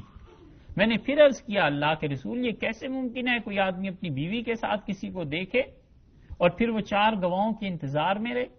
اور رسول اللہ صلی اللہ علیہ وسلم میرے بار بار عرض کرنے پہ چپ ہو گئے، اور اللہ نے اگلے دن اللہ تعالیٰ نے بعد میں وحی نازل کر دی. اللہ نے فرمایا کہ اگر تم میں سے کوئی آدمی دیکھ لے ایسی صورت کو تو 4 مرتبہ قسم اٹھائے کہ وہ سچ بول رہا ہے، اور 5ویں مرتبہ کہے اللہ کا غضب ہو مجھ پہ اگر میں جھوٹ بول رہا ہوں. اور بیوی بھی 4 مرتبہ قسم اٹھائے اور کہے کہ میں سچی ہوں، اور اگر یہ اپنے بیان میں سچا ہے تو خدا کی لعنت ہو مجھ. اللہ تعالیٰ نے 4 گواہوں کی بجائے 4 مرتبہ قسم اٹھانے کو قائم مقام اس کا قرار دے دیا نا. اور اتفاق ایسا کہ ان آیات کے بعد ایک واقعہ پیش آئی. ایک صحابی رضی اللہ عنہ آئے اور انہوں نے کہا اللہ کے رسول میری بیوی فلاں کے ساتھ تھی اور میں اس کا گواہ ہوں. اسلام کی اگر یہ تعلیم ہوتی کہ قتل کر دیا ہوتا، مار دیا ہوتا، ایک ایک جملہ لوگوں کو اشتعال دلانے کے لیے کافی ہوتا ہے. قتل کوئی چھوٹی سی چیز ہے. رسول اللہ صلی اللہ علیہ وسلم نے فرمایا جس شخص نے اشارے کے ذریعے کسی کے خون میں مدد کر دی، ایک لفظ اگر بولا، قیامت میں اس کے ماتھے پہ بھی لکھا ہوا ہوگا کہ آئس من رحمت اللہ، یہ آج کے دن خدا کی رحمت سے فارغ کر دیا گیا، محروم. وہ صحابی رضی اللہ عنہ کسی نے یہ تو نہیں سکھا دیا تھا کہ قتل کراتے. یہاں لیاذ باللہ ایسا واقعہ ہو جائے تو دوست بھی یہ شاید دیتے کہ مار آئے ہوتے، دیکھ لیتے، بعد میں نبٹ لیتے، اور تھانہ کچہری ہو جاتا، اور 20 ایسے جملے جن کا کوئی تعلق نہیں ہے اسلام سے. وہ صحابی رضی اللہ عنہ حاضر ہوئے اور انہوں نے یہ بات جب کی تو رسول اللہ صلی اللہ علیہ وسلم نے فرمایا اپنی بیوی کو بلاؤ. وہ آئیں، ان سے پوچھا کہ ایسی بات، انہوں نے صاف انکار کر دیا کہ ایسے نہیں ہے. تو رسول اللہ صلی اللہ علیہ وسلم نے فرمایا تم قسم کھا سکتے ہو اس معاملے پہ؟ ان کے شوہر نے 4 مرتبہ قسم کھا لی، اور حضرت صلی اللہ علیہ وسلم روکتے رہے. فرمایا دیکھو جھوٹ نہ بولو، آج کے دن کا رسوا ہونا کم درجے کا ہے، خدا کا غضب اور خدا کی لعنت بڑی چیز ہے. انہوں نے کہا اللہ کے رسول میں پوری طرح مطمئن ہوں، میں سچ بول رہا ہوں. اور 5ویں مرتبہ کے لفظ بھی وہ کہہ گزرے کہ خدا کا غضب نازل ہو. اور وہ جو خاتون تھی اس نے بھی 3 مرتبہ کہا، پھر وہ رک گئی.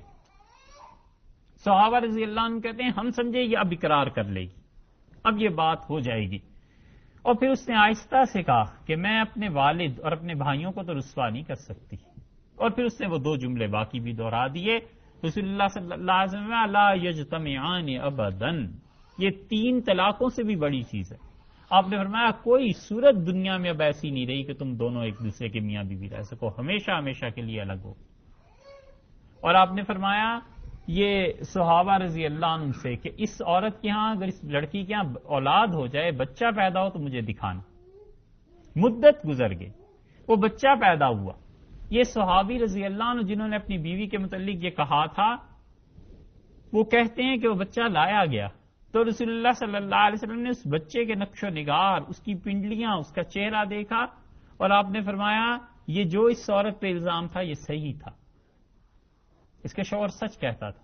اور آپ نے اگلا جملہ کہا، آپ نے کہا لولا الشہود لرجمناہا، اگر خدا نے گواہوں کی قید نہ لگائی ہوتی میں اس عورت کو رجم کرا دیتا. رسول اللہ صلی اللہ علیہ وسلم نہیں کرا سکے اس لیے کہ اللہ کے حکم کے تو وہ بھی پابند تھے. یہ نہیں کہا کہ قتل کر دو، مار دو، غیرت کا تقاضا یہ ہے. شریعت نے یہ سکھایا ہے. وہ کہتی ہے یہ معاملات کوئی جذبات کے تھوڑے ہی ہیں، سوچ سمجھ کے بات کرنی چاہیے، سوچ سمجھ کے. زیادہ سے زیادہ وہ کبیرہ گناہ اس سے ہوا ہے تو کیا اس کی سزا قتل ہے؟ جن کبائر کی سزا شریعت نے قتل اور چیزیں رکھی ہیں اس کے لیے شریعت نے اور بھی بہت سے قیود رکھے ہیں. اب میں لولا شہود، اگر گواہوں کی قید خدا نے نہ لگائی ہوتی تو یہ عورت جھوٹی تھی، میں تو اسے رجم کرا دیتا، مگر رسول اللہ صلی اللہ علیہ وسلم نے نہیں کرایا. یہ شریعت کا وہ پہلو ہے جو انسانوں کے ساتھ تعلقات میں ہے، مسلمانوں کے ساتھ، غیر مسلموں کے ساتھ. اس لیے نیکی کے کام جو کرنے کے ہیں، جو اس مسافت کو قطع کرا دیتے ہیں، جو اللہ کا قرب انسان کو دلاتے ہیں اور جو انسان کو خدا کے مزید قریب کرتے ہیں، وہ یہ چیزیں. حضرت ابوبکر رضی اللہ عنہ کو جب خلافت ملی تو انہوں نے کہا لا بد للآوان، یہ خلافت نہیں چل سکتی بھئی جب تک کچھ لوگ میری مدد نہ کریں. جو اس موقع پہ تھے، حضرت ابو عبیدہ رضی اللہ عنہ نے کہا آپ مجھے بیت المال پہ مقرر کر دیجئے، میں خزانہ، پیسہ، ساری چیزیں سنبھال لوں گا. حضرت عمر رضی اللہ عنہ نے کہا مجھے قاضی بنا دیجئے، قضا پہ مقرر کر دیجئے، میں عدل اور انصاف کے لیے کافی ہوں. تو حضرت عمر رضی اللہ عنہ کہتے تھے 1 سال تک کوئی مقدمہ ہی نہیں آیا، اتنا امن تھا، اتنا سکون تھا معاشرے. اور ایک دن ایک آدمی آیا اور اس کا رنگ اڑا ہوا تھا اور ایسا گھبرایا ہوا، اور آ کے حضرت ابوبکر رضی اللہ عنہ سے بات شروع کی. حضرت ابوبکر رضی اللہ عنہ نے کہا مجھ سے بات نہیں کرو، مجھ سے مت کچھ کہو. اور اس نے دیکھا حضرت عمر رضی اللہ عنہ قاضی ہیں، وہ ان کے پاس چلا گیا. حضرت عمر رضی اللہ عنہ کہتے ہیں جب مقدمہ آیا میرے سامنے تو اس نے کہا میری بیٹی کے اور غلام کے کچھ تعلقات میں گڑبڑ. تو حضرت عمر رضی اللہ عنہ نے ظاہر ہے اب کورٹ میں چلا گیا، یہاں تو کسی کی سفارش نہیں، کچھ نہیں، وہ خدا کی حد نافذ کی. اور حضرت عمر رضی اللہ عنہ جیسے آدمی نے جن کی سختی ان معاملات میں مشہور ہے، جملہ کیا کہا؟ آپ نے فرمایا بیس ابو انتا، تیرے جیسا برا باپ میں نے نہیں دیکھا. ہلا سترتا بنتک، تیری بیٹی سے غلطی ہو گئی تھی تو تو پردہ نہیں ڈال سکتا تھا. اور پھر فرمایا تجھے اس وقت تک چین نہیں آیا جب تک تو نے آ کے عدالت میں سب کی رسوائی کا سامان نہیں کرتی. بیٹی بھی رسوا، خود بھی، اور ساری چیزیں. فرمایا میں نے تیرے جیسا برا باپ نہیں دیکھا. یہ شریعت نے مزاج دیا کہ لوگوں کے ساتھ تعلقات میں ہر معاملہ کورٹ میں نہ لے جایا جائے، ہر معاملے کی تشہیر بھی مناسب نہیں ہے. لوگوں کو اللہ کی طرف رجوع کرنے کا کہا جائے، خدا سے توبہ کے لیے کہا جائے، لوگوں کی ڈھارس بندھائی جائے، اللہ سے امید دلائی جائے. اسی لیے رسول اللہ صلی اللہ علیہ وسلم نے فرمایا میں نے جہنم میں کچھ لوگوں کو جلتے ہوئے دیکھا اور معراج میں نے پوچھا ان لوگوں کا کیا قصور ہے؟ انہوں نے کہا انہوں نے لوگوں کو خدا کی رحمت سے مایوس کر دیا. یعنی وہ ایسی باتیں کرتے تھے کہ تم سے چونکہ گناہ ہو گیا لہٰذا اب تو تمہارا بیڑا ہی غرق ہو گیا، اب تو تم مارے ہی جاؤ گے. خدا کی رحمت سے مایوس کر دیا تھا. کوئی وجہ نہیں ہے کہ اللہ کی رحمت سے کوئی مایوس ہو جائے. زندگی کا کوئی موقع میرے بھائی ایسا نہیں ہے کہ انسان اللہ سے مایوس ہو جائے. ہر چیز سے مایوسی ہو سکتی ہے، خدا سے مایوسی ہو نہیں سکتی. کٹھن سے کٹھن حالات آ جائیں، زیادہ سے زیادہ معاملات بگڑ جائیں، کچھ نہ رہے گھر میں، کوئی چیز نہ رہے عزت میں، ساری دنیا اس کی مخالف اور دشمن ہو جائے، اللہ کی ذات ہے یا وہ بھی نہیں. قرآن کیوں نہیں پڑھتے؟ قرآن نے کیا سکھایا ہے؟ اللہ نے کہا ہے، اللہ نے اس شخص کا حال بیان کیا ہے جسے لوگوں نے اٹھا کر سمندر میں پھینک دیا تھا. وہ سمندر کے اندھیرے اور وہ مچھلی کے پیٹ کے اندھیرے، مچھلی نے نگل لیا. وہاں پہنچ کے بھی کوئی شخص تصور کر سکتا ہے کہ میں دنیا میں زندہ واپس چلا جاؤں گا؟ یہ ہے انبیاء علیہ السلام کا اللہ سے تعلق جو اللہ نے سکھایا ہے کہ وہاں پہنچ کے بھی وہ کہتا ہے اللہ الہ الا انت سبحانک، اللہ تیری ذات کے علاوہ کوئی بھی نہیں ہے، تو عیب سے پاک ہے، میں تیرا بندہ تھا، مجھ سے لغزش ہو گئی، خطا ہو گئی، انی کنت من الظالمین، اللہ اس سے درگزر فرما دیں، معافی ہو جائے. یونس علیہ السلام نے وہاں جا کر پکارا ہے جہاں تصور نہیں ہو سکتا کہ کوئی شخص زندہ اس دنیا میں واپس چلا جائے گا. اللہ سے مایوسی چھ معنی دار، اللہ سے مایوسی کیوں ہو جائے انسان کو؟ اس لیے آپ حضرات جو یہاں رہ رہے ہیں، اس معاشرے میں رہ رہے ہیں، خدا کے ساتھ تعلق کو قائم کیجیے، خدا کے ساتھ تعلق کو استوار کیجیے. عبادت صرف اس کا نام نہیں ہے کہ نماز میں آ گئے، حج کر لیا اور روزے.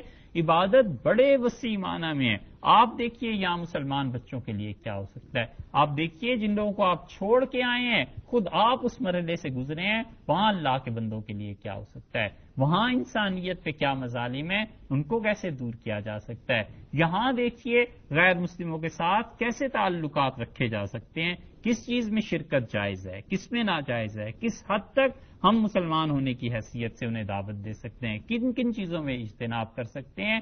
یہ سب چیزیں اگر انسان کی نیت صحیح رہے تو یہ عبادات کے درجے میں آتی ہیں. اللہ آپ کو اور ہمیں عمل کی توفیق.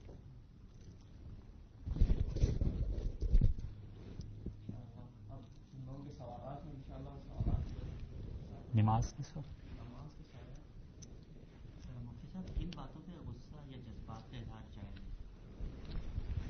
جن باتوں پہ اللہ نے اجازت دی،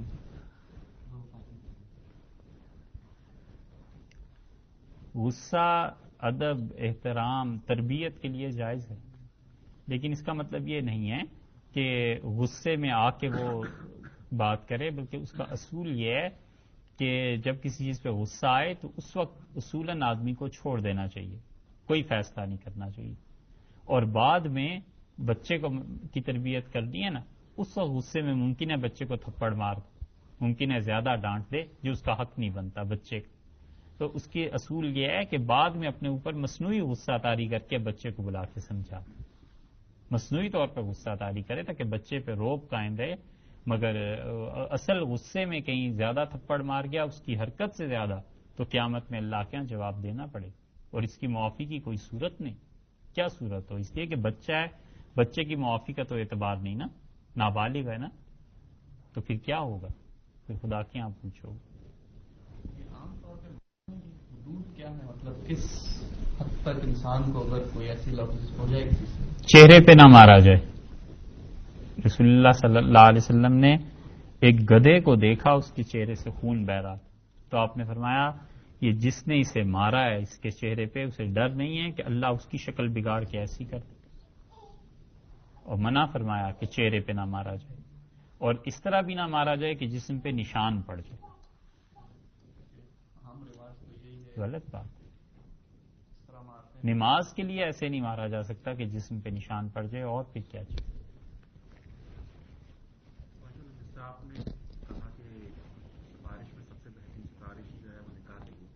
قرآن میں جس کا اہل کتاب کا ذکر آیا تو یہ کن معنوں میں جو ہے وہ سمجھا جائے گا کہ اہل کتاب سے نکاح کے بارے میں جس کا جائز قرار دیا گیا، اور اس کو آج کل کے معاشرے کے لحاظ سے جو ہے اس کو کس طریقے سے سمجھا جائے؟ کس طرح اہل کتاب میں وہ یعنی کہ نکاح کے لیے یا اور دوسری چیزوں کے لحاظ سے حوالے سے جو ہے قرآن میں جس طرح کہا ہے. اہل کتاب میں جو بھی نبوت کا قائل ہے، رسالت کا قائل ہے، تقدیر کا، آخرت کا، جو ایمانیات میں سے، چاہے وہ شرک کرتا ہو اور چاہے وہ نبی کریم صلی اللہ علیہ وسلم کو نہ مانتا ہو، تو وہ اہل کتاب میں گنا جائے گا. ان سے وہ اہل کتاب میں گنا جائے گا، اور ان اہل کتاب کی جو خواتین ہیں ان سے نکاح جائے گا. لیکن یہ آج کل دیکھ لیا جائے، کیونکہ اہل کتاب کی خواتین عیسائی اور یہودی اکثریت اب تو ایسی ہو گئی کہ وہ سرے سے خدا کو ہی نہیں مانتے، قیامت کو نہیں مانتے، یا رسالت کو نہیں مانتے، تو پھر اہل کتاب کے حکم میں نہیں آتے. جی، مطلب یہ کہ اللہ تعالیٰ کے ساتھ شرکی عقائد جو عیسائیوں کے ہیں، وہ عقیدہ اس کا ہو تو ہی تو وہ اہل کتاب ہوگا نا. اگر وہ خدا کی توحید کا قائل ہو جائے، رسول اللہ صلی اللہ علیہ وسلم کو مانے، تو مسلمان ہی ہو گیا. اس زمین میں ایک مسئلہ یہ رہا ہے کہ لوگوں کے ذہن میں اس طرح کی بات رہی کہ جو لوگ حضور صلی اللہ علیہ وسلم کے اوپر ایمان نہیں بھی لے کر آئے، لیکن وہ لوگ جو ہے اللہ پہ ایمان اور تقدیر پہ اور قیامت کے دن پہ ایمان لے کر آئے، وہ جنت میں جائیں گے. وہ تو کیا قرآن میں اس حوالے سے کوئی بات آئی ہے؟ ایک صاحب نے جو ہے اس زمین میں قرآن کی آیت بھی پیش کی تھی کل، اور اس کی تشریح میں بھی جو ہے اس بات کو سامنے لانے کی کوشش کی گئی. تو آپ کیا یہ سمجھتے ہیں کہ ایسی بات ہے کہ حضور صلی اللہ علیہ وسلم کے اوپر ایمان لائے بغیر بھی جو ہے جو لوگ تقدیر پہ اور قیامت پہ اور اللہ پہ جو ایمان رکھتے ہیں لیکن حضور صلی اللہ علیہ وسلم کو جو ہے وہ نبی نہیں مانتے یا آخری نبی نہیں مانتے، تو کیا جنت میں جانے کے مستحق ہیں قرآن کے حوالے سے؟ جی، آپ نے فرمایا کہ میری رائے کیا ہے ان لوگوں کے بارے میں جو رسول اللہ صلی اللہ علیہ وسلم کو نہیں مانتے، اور قرآن میں یہ آیا ہے کہ وہ اللہ کو مانے اور آخرت کو مانے تو جنت میں چلے جائیں گے. یہ نکلتا ہے کہ جو اللہ پہ ایمان لے کر آئے، قیامت پہ ایمان لے کر آئے، یعنی جس کا مفہوم ہے، تو ان کے لیے جو ہے اللہ نے جو ہے یعنی کہ اللہ رب العزت ان کے لیے معافی لگے ہوگا. بات یہ بھائی کہ میری رائے کا تو کوئی ایسا اعتبار ہے نہیں، میں تو خود بے سمجھ سا آدمی ہوں. ہاں جو کچھ سمجھے ہیں اس سے فقہا اور جو مسائل میں انہوں نے لکھا ہے وہ یہ ہے کہ اس آیت کے سمجھنے میں لوگوں کو غلطی ہوتی ہے. اللہ تعالیٰ نے دو جگہ یہ آیت ارشاد فرمائی. ایک جگہ فرمایا بلا من اسلم، جس انسان نے اسلام کو قبول کر لیا، اور ایک جگہ فرمایا من آمن، جو ایمان لایا. تو ایمان اور اسلام دونوں کو خدا نے ایک دوسرے کے متبادل میں استعمال کیا ہے. دو جگہ یہ آیت آئی. تو اس سے محدثین فقہا اور یہ نقطہ تو خاص طور پہ شیخ الاسلام ابن تیمیہ رحمۃ اللہ علیہ نے لکھا ہے کہ اگر ایمان اور اسلام نہیں ہے تو پھر اس کے لیے جنت کا اقرار نہیں کیا جا سکتا. وہ کہ وہ حضرت صلی اللہ علیہ وسلم کے اوپر جو ہے ایمان لے کر آئے یا نہ آئے، یہ اس میں یہ بھی ایمان کے اندر یہ بھی رسالت پہ ایمان لانا بھی جو ہے مطلب رسالت پہ ایمان لانا بھی ضروری ہے، اور رسول اللہ صلی اللہ علیہ وسلم پہ ایمان لانا بھی ضروری ہے. اور وہ بھی صرف ایمان نہیں بلکہ ختم نبوت پہ بھی ایمان لانا ضروری ہے کہ وہ آخری نبی. ایک شخص کا ایمان تو ہو حضرت صلی اللہ علیہ وسلم پہ، لیکن علیہ باللہ وہ انہیں آخری نبی نہیں مانتا تو بھی مسئلہ ٹھیک ہے. یہ الیکشن میں حصہ لے سکتا ہوں یہاں پہ اگر کوئی سٹیزن ہے مسلمان تو لینا چاہیے بھائی. مسلمانوں کو جب یہاں رہنا ہے، جب ان کی نسلیں یہاں ہیں، انہوں نے اپنی عبادت گاہیں بنائی ہیں، یہاں ان کی بود و باش ہے، انہیں لینا چاہیے الیکشن میں. مطلب دونوں بھی مطلب یہ نہیں کہ مسلمان ہے یہاں پہ ایمان نہیں ہے، مطلب اسلامی نہیں ہے، تو پھر کوئی بول رہے تھے حضور صلی اللہ علیہ وسلم سے کوئی کفار آ کے کہے تھے کہ ایک سال آپ حکومت کریں، ایک سال ہم کریں گے یا مل کے کریں گے، تو حضور انکار کر دیے. جی تو یہ دلیل وغیرہ اس معاملے میں اور اس میں فرق ہے. وہ تو رسول اللہ صلی اللہ علیہ وسلم کے لیے یہ پابندی تھی ساتھ کہ آپ ایک سال حکومت کر لیں اور اپنے دین کی تبلیغ نہ کریں، کسی کو کچھ نہ کہیں. وہ معاملہ یہاں اس کو قیاس نہیں کیا جا سکتا. یہاں کے مسلمانوں کی آبادیاں اور ہزاروں لاکھوں کے حساب سے رہتے ہیں، انہیں اپنے مستقبل کا سوچنا چاہیے. اس طرح ہمارے یہاں آئے دن جو ہے یہ مسلمانوں کا اور عیسائی اور دوسرے مذاہب کے لوگوں کے درمیان تقابل یعنی کہ بحث مباحثہ اور اس طرح کی جو چیزیں ہوتی ہیں، اس میں کچھ مسئلہ جو ہے ناسخ و منسوخ کے لحاظ سے جو ہے آیت قرآن کے آیت کے وہ جس طرح وصیت کے بارے میں آیا ہے اور اس کو جو ہے منسوخ کر کے اور ناسخ جو آیت ہے اس کو جو ہے بیان کیا جاتا ہے. تو آپ یہ سمجھتے ہیں کہ ابھی تک جو ہے وہ 4 آیتیں جو ہے وہ ناسخ و منسوخ کے معاملے کے اندر مانی جاتی ہیں کہ ان کی جگہ جو ہے دوسری جو ہے وہ منسوخ آیتیں جو ہیں وہ متبادل ہیں اور اس پر عمل کرنا اور دوسری آیتیں منسوخ ہو گئی ہیں جو قرآن کا ابھی بھی حصہ ہے؟ اور اس طرح بھی کہا جاتا ہے جس طرح رجم کی آیت جو ہے وہ قرآن میں موجود نہیں ہے، گو کہ جو ہے اب یہ کس حد تک ہے اس کی ذرا وضاحت کریں گے آپ؟ جی اس میں سے سوال میں سے دوبارہ یہ اڑا دیجیے کہ ہم کیا سمجھتے ہیں. ہماری سمجھ نہیں، ہم صرف ناقل ہی ہیں. جو کچھ امت کے بڑے حضرات طے کر گئے نا جی، ہم اس کے صرف ناقل ہی ہیں. ہم چاہتے ہیں کہ اللہ کے اور ہمارے درمیان وہ رہیں. ہم یہ براہ راست کہیں کہ ہمارا یہ خیال ہے تو قیامت میں اللہ کے یہاں دلیل بھی تو دینی پڑے گی بھی تمہارا خیال کہاں سے ہو گیا. تو جب ہم یہ کہیں گے کہ اس کے امام ابو حنیفہ یا امام احمد یا فلاں قائل ہیں، تو اللہ تعالیٰ اگر پوچھ لیں کہ بھائی تم نے کیسے کہہ دیا، تو ہم عرض تو کر سکتے ہیں کہ اللہ یہ بھی یہی کہتے تھے. تو اپنے اور اللہ تعالیٰ کے درمیان چیزیں رکھنی چاہیے. جہاں تک اس کا تعلق ہے ناسخ اور منسوخ کی بحث کا، تو دیکھیے نسخ جو قرآن پاک میں وارد ہوا ہے، نسخ احکامات میں ہمیشہ وارد ہوتا ہے، اخبار میں نہیں. اللہ تعالیٰ نے خبر دی کہ موسیٰ علیہ السلام نے ہجرت کی تھی. اب یہ نہیں ہو سکتا کہ دوبارہ قرآن میں ایسی آیت نازل ہو گئی کہ موسیٰ علیہ السلام نے ہجرت ہی نہیں کی تھی. یہ تو خبر ہے نا.